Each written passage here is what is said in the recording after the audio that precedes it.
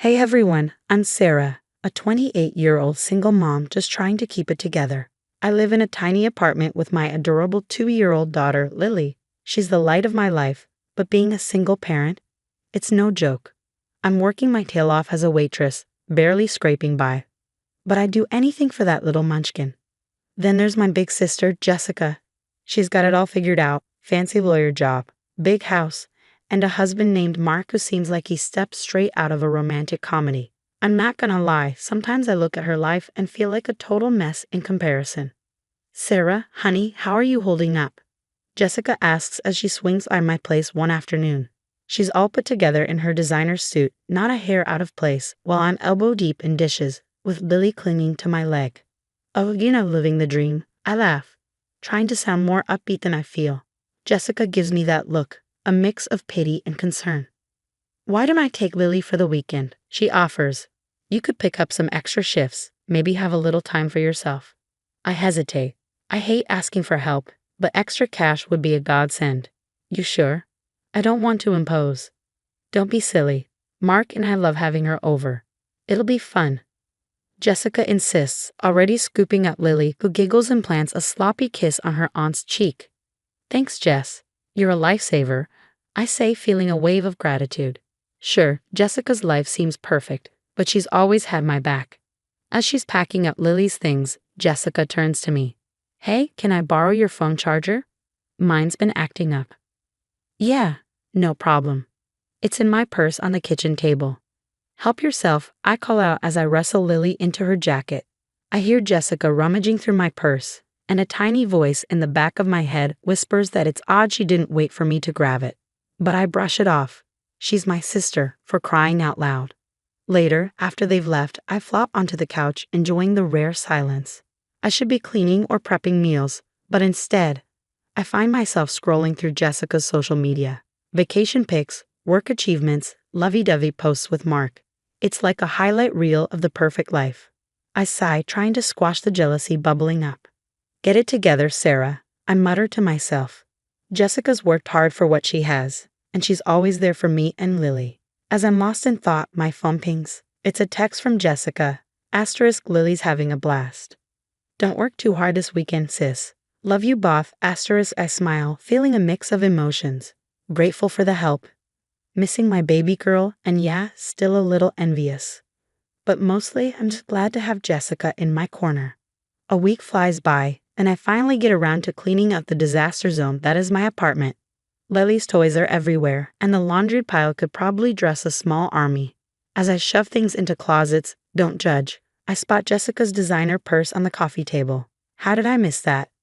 Better return this before she freaks out, I mutter, grabbing the purse. It's probably worth more than my entire wardrobe. But as I pick it up, it slips from my hands, spilling its contents all over the floor. Oh, come on, I groan, bending down to gather everything up. That's when I see it, a stack of official-looking papers. Curiosity gets the better of me, and I take a peek. My heart stops.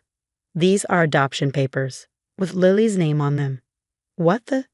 My hands start shaking as I read through the documents. Jessica and Mark's names are listed as the adoptive parents. This can't be real. It's got to be some kind of mistake, right? What the heck is going on? I whisper, my mind spinning. Why would Jessica have adoption papers for my daughter? Then it hits me like a ton of bricks. My own sister, the person I trusted most in the world, is trying to steal my baby. The room starts to spin, and I have to sit down before I fall over. No, I mutter, digging deeper into the purse, desperate for some explanation. Something I'm missing. What I find next only deepens the betrayal. There's a birth certificate, a fake one, with Jessica listed as Lily's mother, forged medical records, and even a plane ticket to another state. Every new discovery feels like a stab to the heart. I can't breathe. I can't think. How could Jessica do this to me? To Lily? We're family, for crying out loud. My phone buzzes and I nearly jump. It's a text from Jessica. Hey sis, forgot my purse at your place. Can you bring it back later? I stare at the message, my stomach twisting. What do I even say? Sure, no problem. By the way, I found your secret plan to kidnap my daughter. Another text comes through. Also, Mark and I were thinking of taking Lily for another weekend soon. Give you a break, you know? Rage boils inside me. A break? More like giving them a chance to disappear with my child. I sink to the floor, surrounded by the evidence of Jessica's betrayal, and let out a sob. What am I going to do? How can I protect Lily? Who can I even trust anymore? One thing's for sure. I'm not letting anyone take my daughter. Not Jessica, not anyone. I may be a struggling single mom, but Lily is my whole world, and I'll do whatever it takes to keep her safe. I take a deep breath, trying to pull myself together. I need a plan. I need help. But most of all, I need to keep Lily close and act normal until I figure out my next move. With shaking hands, I gather all the documents and shove them back into Jessica's purse. I'll have to pretend I never saw them, at least for now, but things will never be the same. Later, I'm sitting on Maya's couch, spilling my guts about everything I found in Jessica's purse. Maya's been my ride or die since high school, and right now, she's the only person I trust. Girl, this is some messed up stuff, Maya says, shaking her head. We gotta dig deeper. Something ain't right here. We start piecing things together, and the puzzle we uncover is ugly. Maya pulls out her laptop, scrolling through Jessica's social media. Hold up, Maya says, pointing at the screen. Didn't you say Jessica couldn't have kids? I lean in, my jaw dropping. There's Jessica, sporting what looks like a baby bump in her recent posts. What the? I mutter. She told everyone she was pregnant. We keep scrolling, finding post after post about doctor's appointments and nursery preparations. It's all fake, but Jessica sold it perfectly. She's been planning this for months, I whisper, feeling sick. Maya grabs my hand. We need to get into her email. You still know her password. I nod, feeling guilty but knowing it's necessary. We log in, and what we find makes my blood run cold. There are emails to a sketchy lawyer about fast-tracking an adoption across state lines. The lawyer's responses are vague, but it's clear they're up to no good. Oh my God, I whisper, scrolling through message after message. Maya's eyes widen as she reads over my shoulder. Look at this one from Mark. The email lays out their entire plan, taking Lily and disappearing, using my supposed substance abuse as justification. They think I'm an unfit mother, that Lily would be better off without me. Substance abuse? Maya asks, confused. What are they talking about? You barely drink, let alone do drugs. I don't know, I say, shaking my head, baffled. As we dig deeper, the truth gets uglier. Jessica's been isolating me from friends and family for months, always with some excuse why I couldn't attend gatherings or why people shouldn't visit. Remember when she told you your cousin Amy was talking trash about you? Maya says. Bet that was a lie too. I nod, feeling like a fool for falling for it all. Even the financial help she's been giving you was part of her plan, making me dependent on her. But the worst is yet to come. We find a series of messages between Jessica and some guy about acquiring small doses of drugs. At first, I'm confused, then it hits me. Oh my God. I gasp, my stomach churning. She's been drugging me. That's why I've been feeling so off lately. She's been slipping stuff into my food. Maya looks horrified. She's setting you up to look like an addict. That's how she's planning to take Lily. The room spins as the full scope of Jessica's betrayal sinks in. My own sister has been poisoning me, isolating me, all to steal my daughter. What am I going to do? I ask, feeling more alone and scared than ever. They have money, connections. I'm just a waitress. How can I fight this? Maya grabs my shoulders, forcing me to meet her eyes. Listen to me. You're not alone. We've got evidence now. We're going to fight this, and we're going to win. I take a deep breath, trying to steady myself. Maya's right. I can't fall apart now. Lily needs me to be strong. Okay, I say, wiping away the tears I didn't even realize I'd shed. What's our next move? Maya grins, a determined glint in her eye. Now we set a trap. We're going to catch these snakes red-handed. As we start planning, I feel a glimmer of hope. Jessica might think she's got it all figured out, but she doesn't know who she's messing with. I'm a mom, and I'll do whatever it takes to protect my baby. Watch out, sis, you picked the wrong mama bear to mess with. Later, I'm pacing my apartment, torn between wanting to confront Jessica right now and knowing I need to play it smart. Maya's been a godsend, helping me gather evidence and even hooking me up with her cousin, who's a lawyer. We need to catch her red-handed. Maya insists as she sets up hidden cameras around my place.